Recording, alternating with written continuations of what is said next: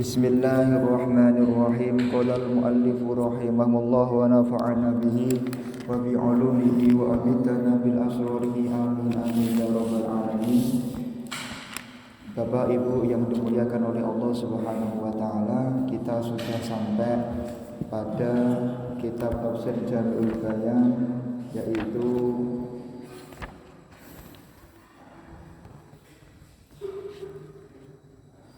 ayat 23 dan 24 insyaallah hari ini. Bismillahirrahmanirrahim. Wa in kuntum fi raibin mimma nazzalna ala abdina fa'tu bi suratin min mislihi wad'u syuhada'akum min dunillahi in kuntum shadiqin. Bismillahirrahmanirrahim. Di dalam ayat ini dikatakan bahwa misalnya ada orang yang ragu terhadap ayat yang telah diturunkan oleh Allah Subhanahu wa taala. Dia ragu apakah Al-Qur'an itu benar atau tidak. Maka Allah menantang, Allah itu memberikan tajribi kepada kita. Ya sudah, datangkan kepada kami satu ayat yang mirip dengan Al-Qur'an. Maka satu surat yang mirip dengan Al-Qur'an. Maka mereka pasti tidak akan mampu mengarang yaitu satu surat saja daripada Al-Qur'an. Nah, kemudian fa in lam taf'alu wa lan taf'alu fattaqun narul lati waquduhan nasu wal hijarah wa'iddatil kafirin. Kalau kamu tidak mampu untuk mendatangkan satu ayat saja seperti Al-Qur'an, satu surat saja seperti Al-Qur'an, maka takutlah kepada nerakanya Allah, maka kamu akan mendapatkan kemuliaan dan tidak akan masuk kepada golongannya orang-orang kafir. Bismillahirrahmanirrahim. Di dalam tafsir Jami'ul Bayan dikatakan bayanu iqamatil hujjati ala isbati nubuwati nabiyina Muhammad bihadzal Qur'an al-mu'jizati lil bashar anil ityani bimislihi. Mbah Muhammad bin Sulaiman bin Zakaria mengatakan bahwa ayat ini menjadi dalil bahwa Nabi Muhammad itu benar-benar Nabi. Buktinya apa? Buktinya kamu tidak bisa membuat satu saja surat seperti Al-Quran. Berarti Nabi Muhammad itu mendapatkan wahyu dan mukjizat berupa Al-Quran, membuktikan bahwa beliau benar-benar Rasulnya Allah Subhanahu wa ta'ala. Di dalam kitab Fiqh Sirah dibahas apa hikmah kenapa kok Nabi Muhammad itu diturunkan di kota Mekah, di kota Madinah. Padahal saat itu kota Mekah dan kota Madinah itu merupakan dua kota yang masih terbelakang. Harusnya Kanjeng Nabi diturunkan di Eropa sana, di Babilonia, di Spanyol, di Romawi yang sudah mengalami peradaban yang sangat maju, sehingga Nabi Muhammad ini akan menjadi nabi yang terhormat kira-kira begitu.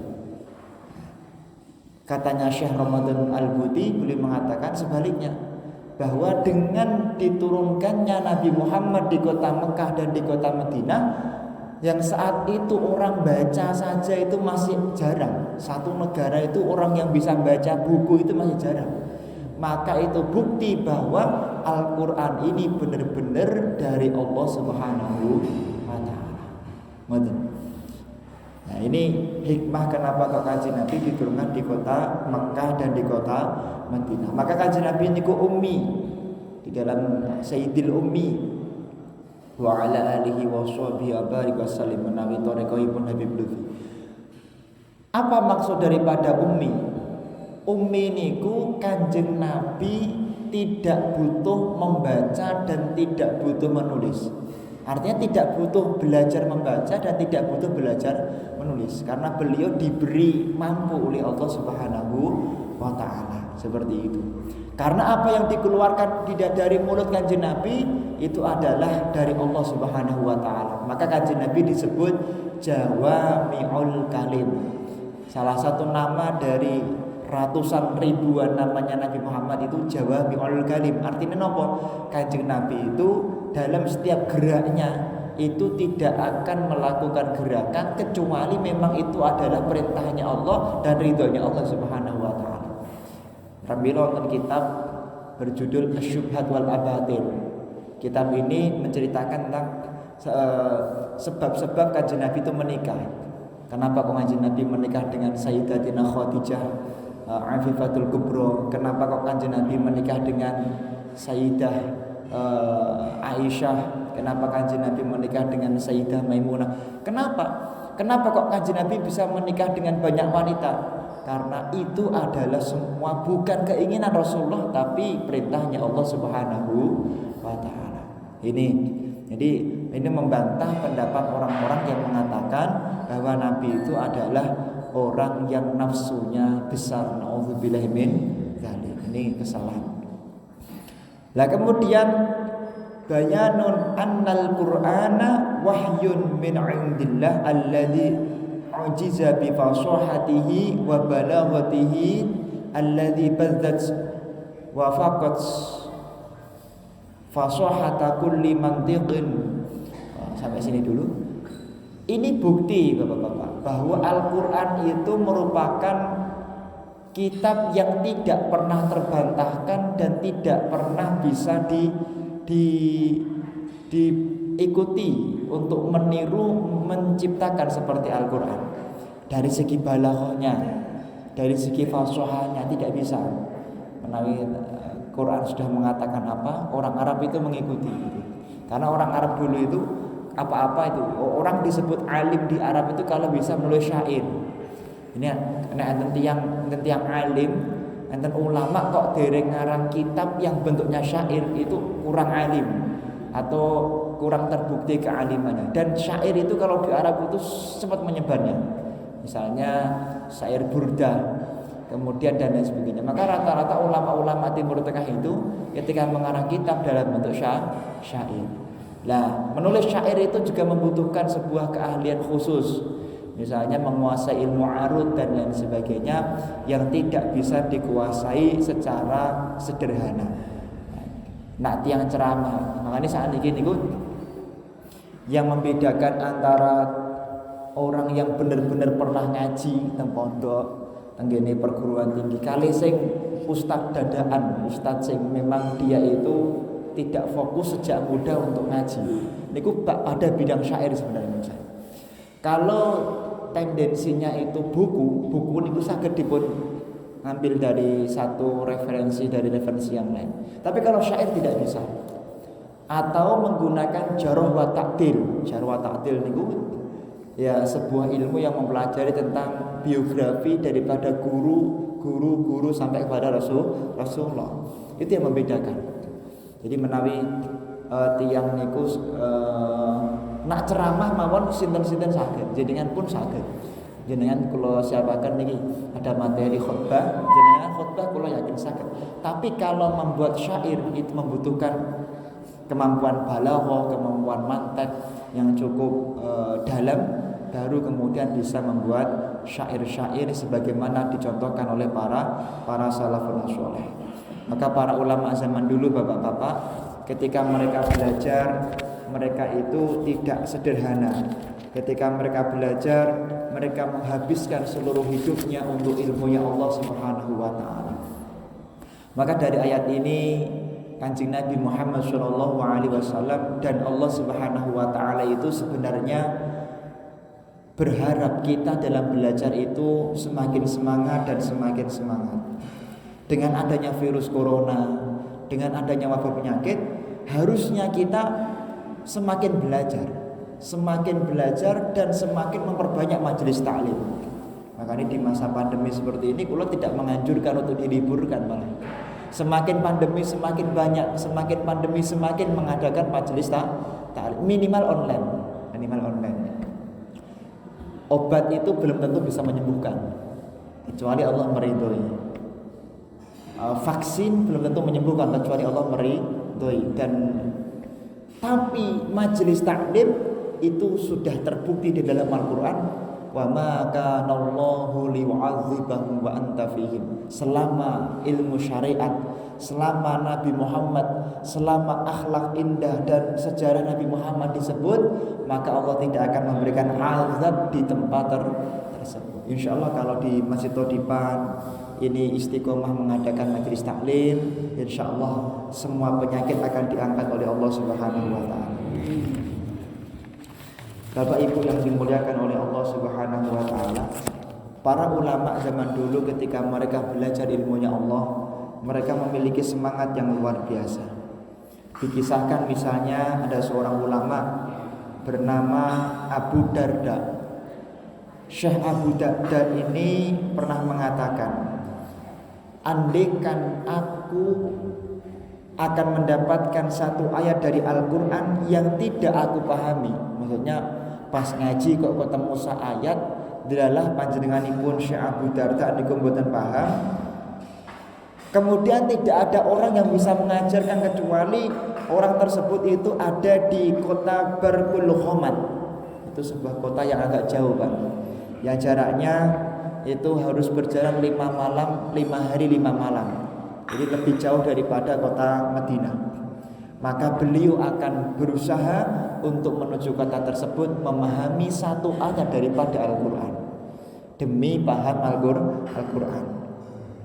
Bahkan Imam Ibnul Jauzi menjelaskan di dalam kitab Jarh wa Ta'dil, Imam Ibnu Abi Hatim, bahwa Imam Hambali untuk mengkaji Al-Quran, untuk mengkaji ilmu hadis, beliau itu belajar mengelilingi dunia itu sampai 2 kali.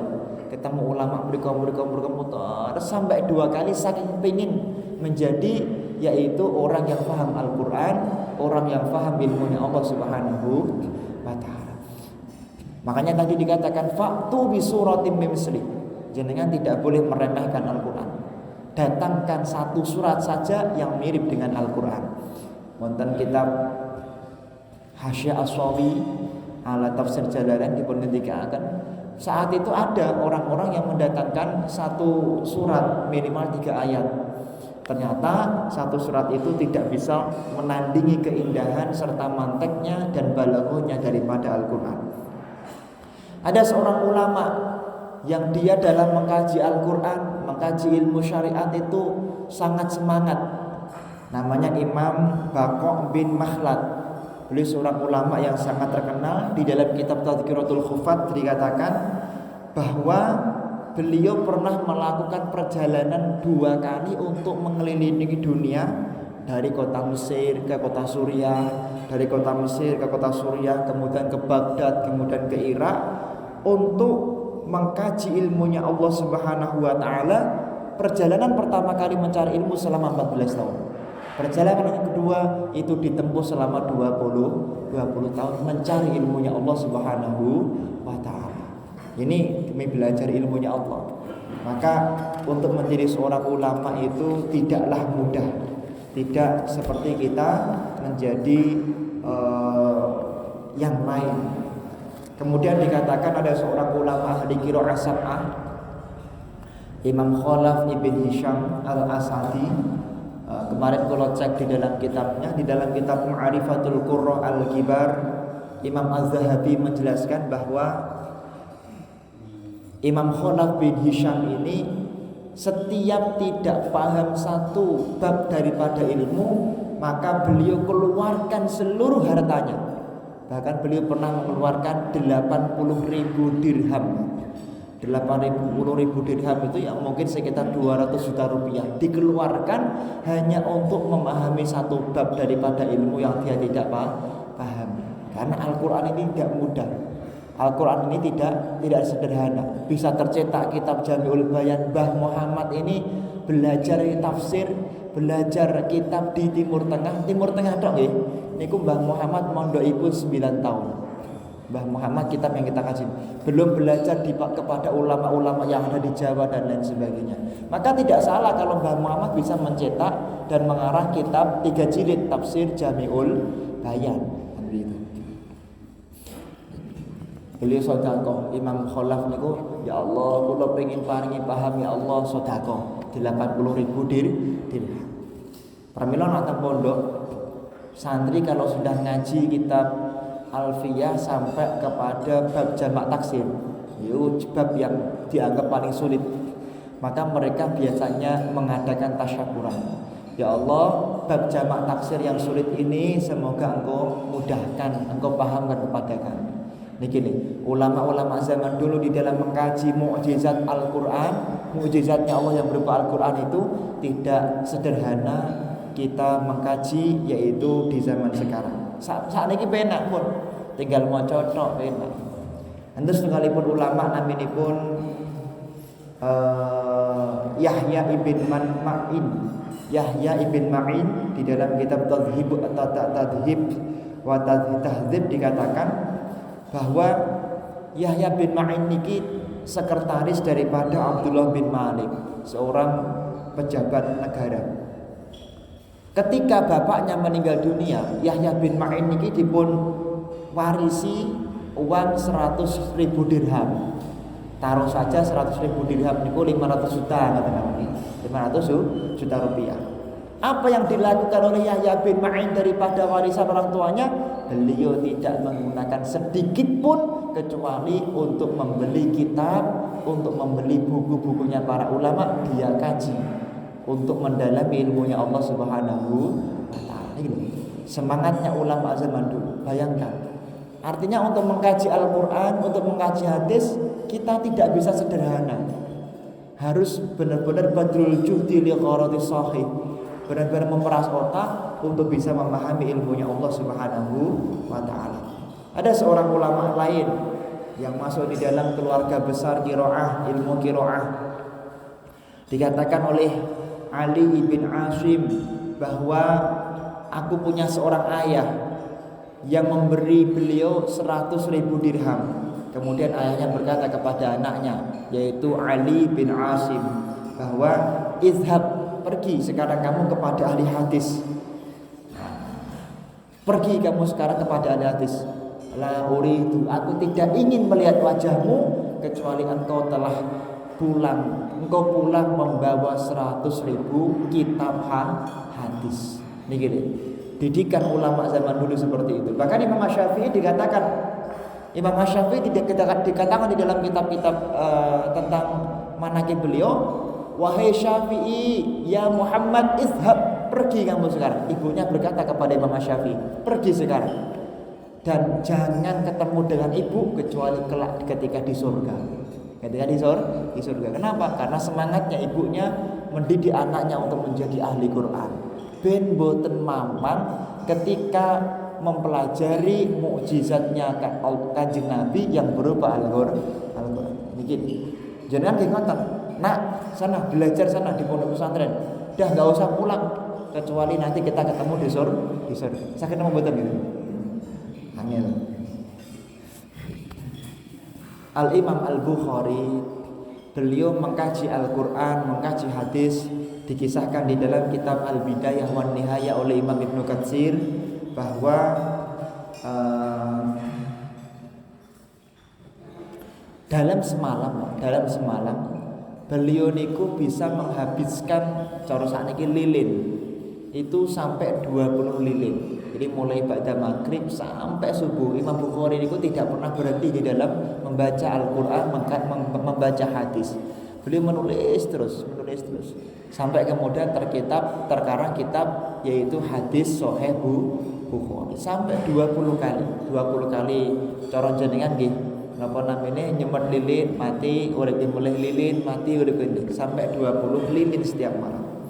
Bahkan Imam An-Nawawi mengatakan bahwa au kama lam audhu zuhri, aku pernah saking cintaku mengkaji ilmu, saking cintaku belajar ilmu, saking cintaku datang ke majelis ilmu, lam audhu zuhri, aku lupa menaruh punggungku ke tempat tidur selama 2 tahun. Saking lali turu Pak, saking lali sare panjenenganipun lupa tidur selama 2 tahun karena cintanya kepada ilmu. Nah ini jadi ulama. Makanya biar kita tidak fi raibim mimma nazalna ala abdina, ya kita harus belajar sungguh-sungguh seperti kesungguhan para ulama. Sing semangat rawat di majelis taklim. Apapun yang terjadi, Mbah Kiai sinten?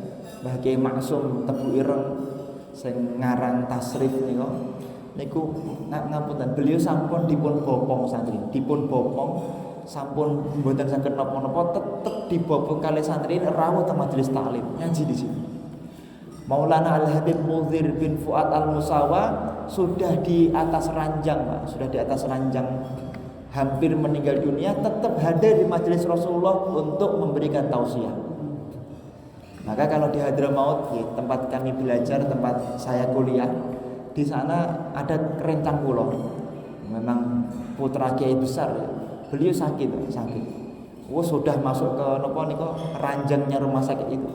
Syekh mengatakan, selama dia belum mati, datangkan ke sini. Jadi beliau di atas ranjang sudah tiduran pakai infus kurang lebih begitu. Pokoknya sudah parah lah. Itu tetap dibawa ke ruang kelas, ruang kuliah, harus ikut kuliah di sana. Pokoknya kena tasik urip tetap belajar. Tapi nggih seneng. Artinya muridnya juga senang. Ya saya tetap pengen belajar. Saya tetap pengen belajar. Tidak kok wah sakit terus saya izin saja, tidak. Tetap mereka pengen belajar. Karena mereka adalah orang-orang yang hatinya ingin jauh dari raibim mimma nazzalna ala abdina fa'tu bisuratim min misli. Semangat.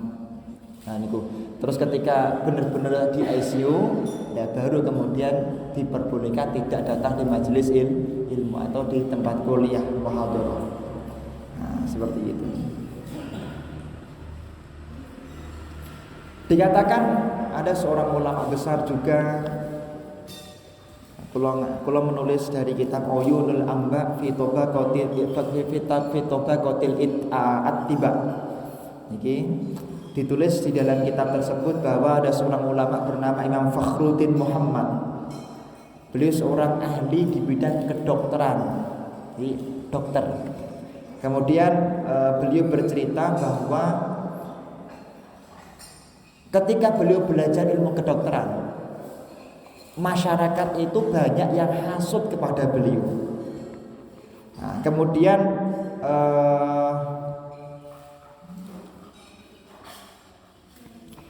kenapa kok hasut? Karena mereka iri. Setiap malam aku tidak pernah tidur, setiap malam aku tidak pernah membaringkan tubuhku untuk mengkaji ilmunya Allah Subhanahu wa taala. Artinya kalau pengen matur, tidak semua orang yang seneng ngaji niku disenengi setiap orang. Namine tiyang gedhe niku mesti wonten. Nggih biasa. Biasa. Lah kalau kita dibenci, alhamdulillah kita tidak yang membenci. Kalau kita terzalimi, alhamdulillah kita bukan yang menzalimi. Maka kasihan. Tapi kita harus punya rasa kasihan, Pak. Kalau kita dizalimi atau ada orang melihat orang terzalimi, kita harus kasihan. Kasihan pada yang terzalimi apa yang menzalimi? Kasihan pada yang terzalimi apa menzalimi? Yang mendolimi yang harus kita kasihani. Nah yang terdolimi mati husnul khotimah. Maka di dalam kitab-kitabnya para ulama, kalau ada orang yang mendolimi dan terdolimi, yang pertama kali ditolong adalah orang yang mendolimi. Orang yang terdolimi mati husnul khotimah, selesai. Tapi orang yang mendolimi, masya Allah, mati su'ul khotimah. Kita tolong, kita nasihati, jangan mendolimi lagi.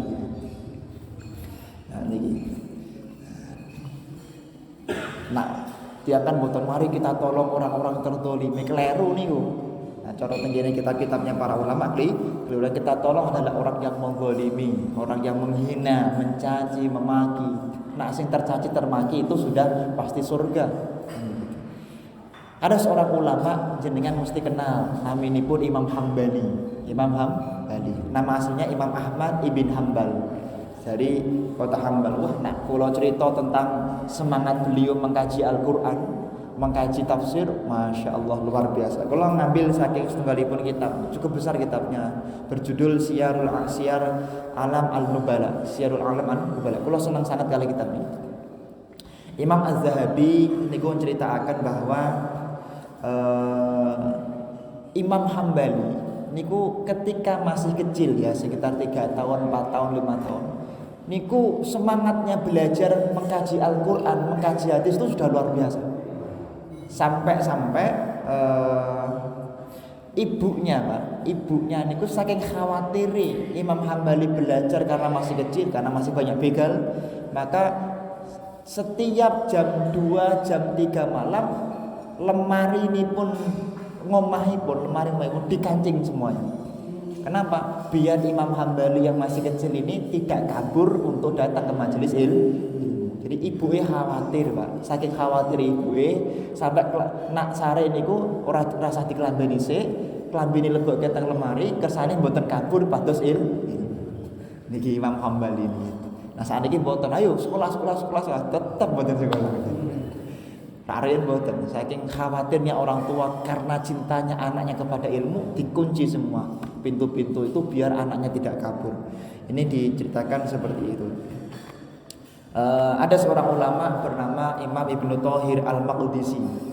Imam Ibnu Thahir Al-Maqdisi dari Maqdis ya.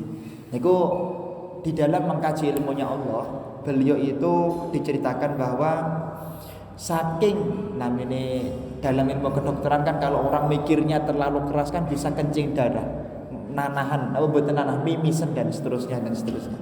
Beliau sempat untuk kencing, tidak cuma mimisen, kencing darah selama berkali-kali, bahkan 2 kali ketika di Mekah dan di kota Baghdad. Artinya pikiran ini sampai panasnya mikir ilmu sampai kados ngoten niku. Nah ngoten niku nggih. Makane alhamdulillah kula panjenengan niki dipun paringi semangat belajar ilmu, istiqomah, apapun yang terjadi insyaallah kita semuanya diberi husnul khotimah. Al-Imam An-Nawawi, Imam Nawawi niku sing kula aturaken teng jenengan. Imam Nawawi niku ulama yang sangat luar biasa, yang mana Imam Nawawi ini dikatakan setiap hari beliau mengajar kitab itu minimal 12 kitab setiap hari. 12 kali ngisi pengajian. Guru nipun kula Al Habib Salim bin Abdullah Asyatiri, beliau Pak setiap pojok rumahnya itu ada bukunya. Setiap tangga menuju ke dalam beliau ditarik itu ada bukunya. Jadi tidak akan naik satu tangga kecuali baca satu halaman. Naik satu tangga baca satu halaman. Kira-kira indah gak kira-kira ini? Alim betul kita. Alim seperti itu. Makanya kita meniru semangatnya para ulama untuk semangat mengkaji ilmunya Allah. Ben ketika kita menjelaskan tentang tafsir tidak keliru. Niki. Lah sekarang nembe ngaji sekedar kesusu ndang dadi kiai. Nembe ngaji sekedar kesusu ndang ceramah. Niki kirang pas. Ibnu Jaham beliau ngendika niki pun kula tulis niki nggih, kula print. Ibnu Jaham niku ngendika bahwa saking cintanya beliau kepada Al-Qur'an, nak ngantuk Pak, niku maca kitab, maca Qur'an. Jadi beliau setiap ngantuk baca Quran melek karena cintanya kepada Allah. Nak kula mboten, nak jenengan mboten. Nak maca Quran ngantuk. Aduh. Benten nggih kali ulama benten nggih.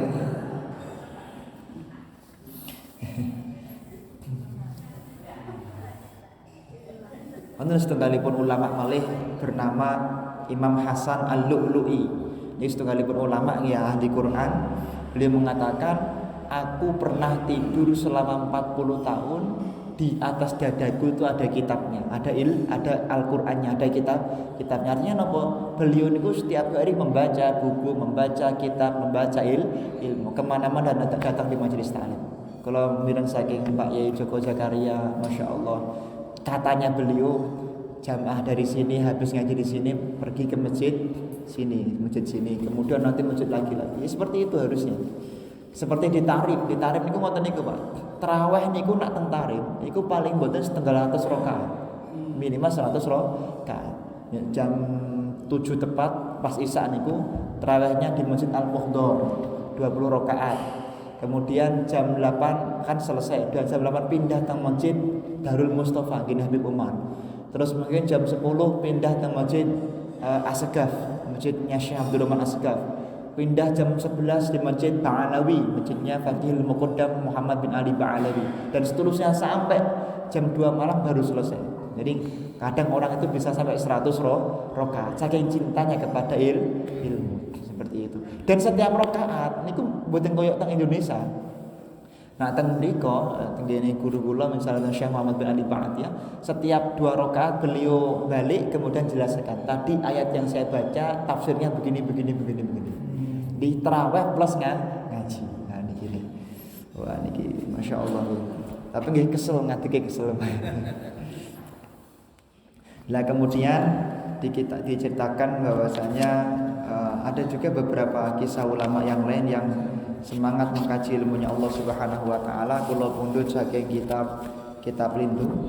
Di dalam kitab-kitabnya, beberapa kitab yang saya ambil ini dikisahkan, misalnya ada seorang ulama yang dia dalam mengkaji ilmu itu kadang sampai lupa menikah. Enten ulama, enten kitab Pak, judulipun Ulama al-Uzzab. Enten kitab jenengan bijing nak pengen ngaji betul napa? Judulipun Ulama al-Uzzab. Ada sekitar 150 ulama besar yang mereka saking cintanya kepada ilmu sampai lupa menikah. Meninggal niku lupa menikah. Imam Nawawi niku umurnya 45,5 tahun kira-kira, 46 tahun. Beliau ketika mau meninggal dunia, beliau ya Allah aku lupa menikah. Saking cintanya kepada ilmunya Allah Subhanahu wa taala. Nah jenengan kan boten ngaji iling nikah. Ngaji ngeten cek iling ya Allah. Sesuk aku meh mantu cek iling. Nah ulama pun boten ngeten iki boten menali. Ada setunggalipun ulama bernama Habib Ahmad bin Hasan Al-Attas. Kula fotokopi pun iki. Saking kitab ini dikisahkan di dalam kitab ini fotokopiannya ada seorang ulama dan kitab Nahdul Maurud Anil Habib Idrus bin Umar Al-Habsyi Anal Imam Abdullah bin Umar bin Yahya. Ada seorang ulama bernama Habib Abdullah bin Umar bin Yahya radhiyallahu anhu. Lamma kana lailatul zafafihi ala zaujati qala khaluhu Al-Habib Abdullah bin Husain bin Thahir. Habib Abdullah bin Husain bin Thahir itu menceritakan bahwa ketika ponaannya itu menikah, dia pengen ngecek apakah di malam pertamanya dia menikah, di pikirannya itu mikir malam pertama atau mikir ilmu, kira-kira begitu. Ana af'alu li 'abdillah ma yulhihi 'anil idrus ila ayusbiha wa kana ya'lamu min halil habib Abdullah mahabbatahul aqid lil ilmi. Dikatakan ketika beliau di malam pertama Pak niku pakliknya itu sengaja di depan kamar ngantenya dikasih kitab. Enten sing ngendika kitabipun Asy-Syifa bi Huquqil Mustofa. Niki ulama beda pendapat.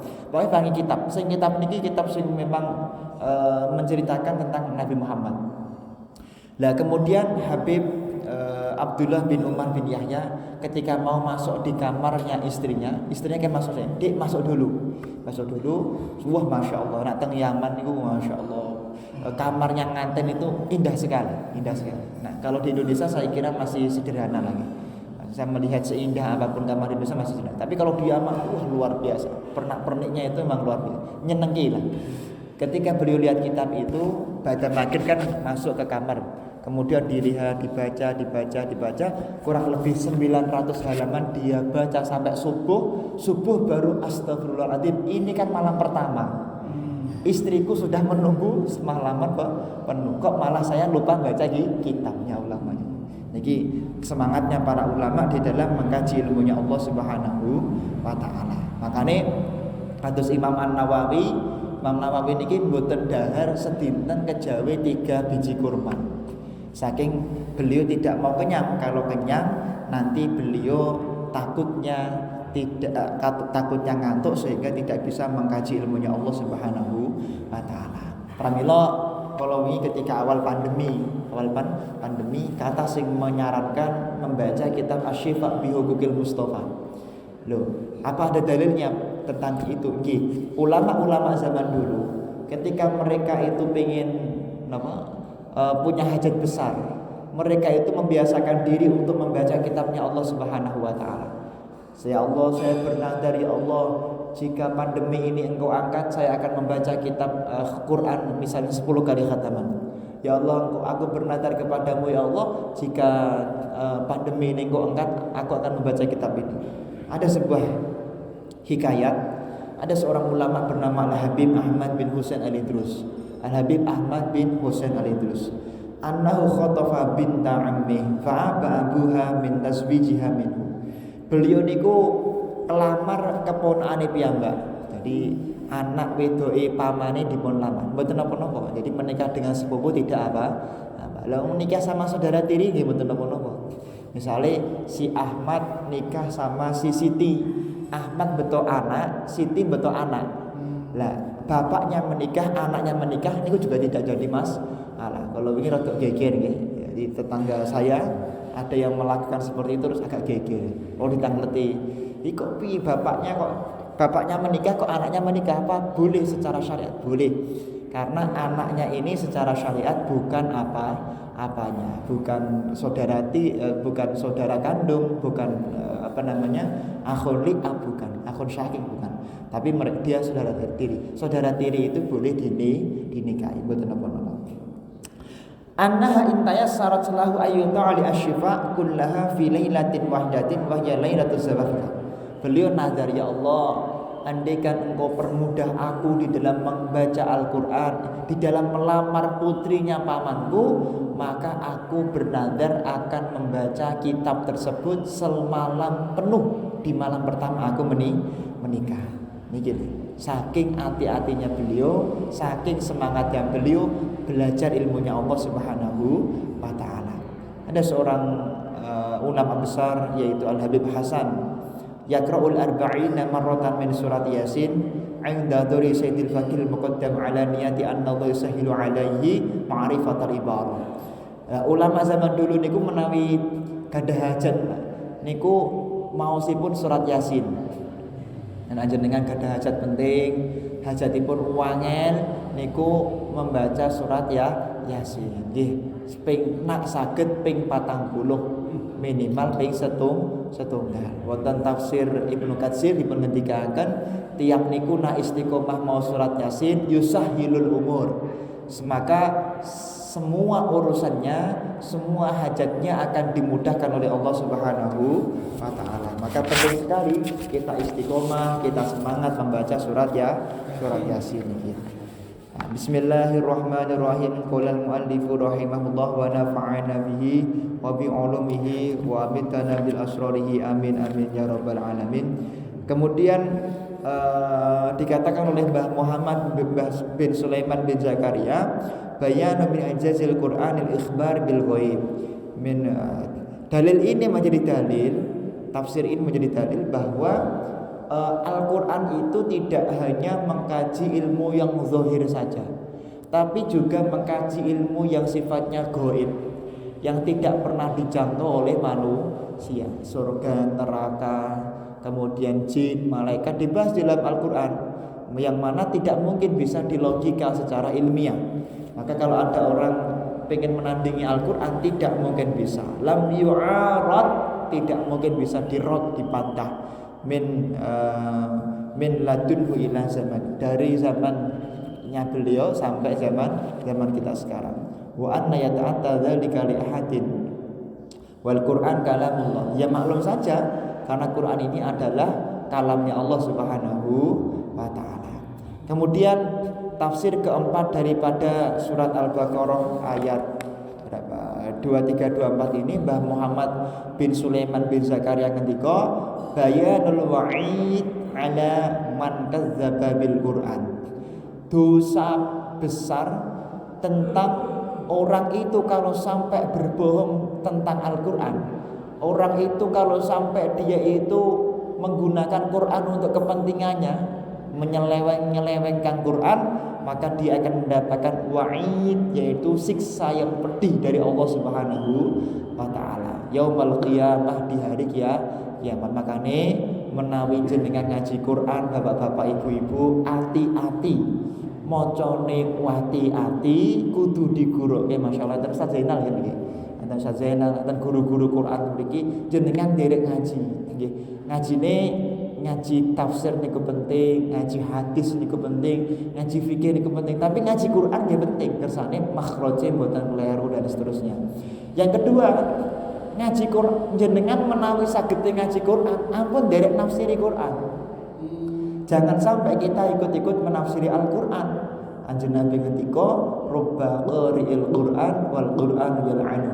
Banyak orang yang ahli Qur'an, banyak orang yang suka baca Qur'an, banyak orang yang suka ceramah tentang Al-Qur'an, tentang tafsir, tapi tidak mendapatkan nikmat dalam kuburnya, tidak mendapatkan nikmat di akhiratnya, melainkan mereka malah mendapatkan siksa dari Allah Subhanahu wa taala. Kenapa? Karena tadi baca tafsirnya tidak menggunakan ilmu tafsir. Baca Qur'annya tidak digurukan. Napa meleh maca Qur'an diterjemahke, dipahami sendiri. Ini akan menjadikan sebab orang tersebut akan mendapatkan yaitu murka dari Allah Subhanahu wa taala. Pokoknya hati-hati. Zaman akhir niku dipun ngendikake para ulama, dipun ngendikake Kanjeng Nabi Muhammad, akan ada di zaman akhir itu banyak orang itu banyak khutbahnya tapi sedikit ulamanya. Imam Ghazali ngendika wonten Ihya Ulumuddin, di zaman akhir Pak banyak khutbah tapi sithik ulama. Maksudnya napa? Kathah sing ahli ceramah, kathah sing hobine ceramah, kathah sing hobine paring tausiah tapi ilmune sithik. Nah niki lho, makane kedah hati insyaallah kula panjenengan ngaji tafsir Mbah Muhammad bin Sulaiman bin Zakaria, kula panjenengan angsal ridhonipun Allah Subhanahu wa taala. Insyaallah kula panjenengan kempal temriki benjang saged kempal wonten surganipun Allah Subhanahu wa taala. Bapak Ibu yang dimuliakan oleh Allah Subhanahu wa taala, sekian dari kami, semoga bermanfaat. Ala hadhihi niyat wa likulli niyatin shalihah ala mana wa salafuna shalih. Al-Fatihah.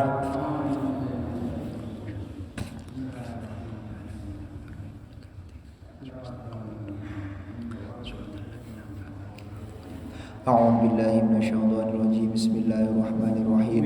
اللهم صل على سيدنا محمد وعلى آل سيدنا محمد والحمد لله رب العالمين.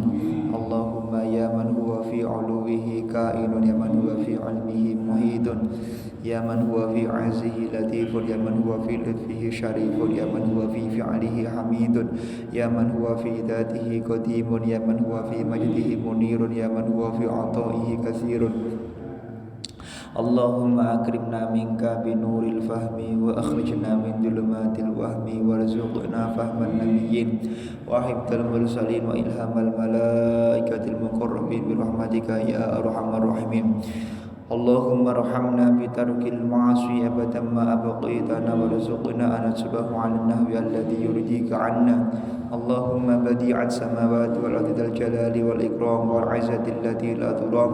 يا الله يا رحمن بجلالك ونور وجهك أن تنور بكتابك بصرنا وأن تطلق به لساننا وأن تفرج به لساننا وأن تشرح به بدننا، فإنه لا يعين على الحق غيرك ولا يؤتيه إلا أنت ولا حول ولا قوة إلا بالله العلي العظيم.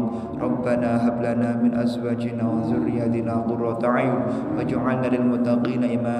ربنا آتنا في الدنيا حسنة وفي الآخرة حسنة وقنا عذاب النار. وصلى الله على سيدنا محمد النبي الأمي وعلى آله وصحبه وبارك وسلم.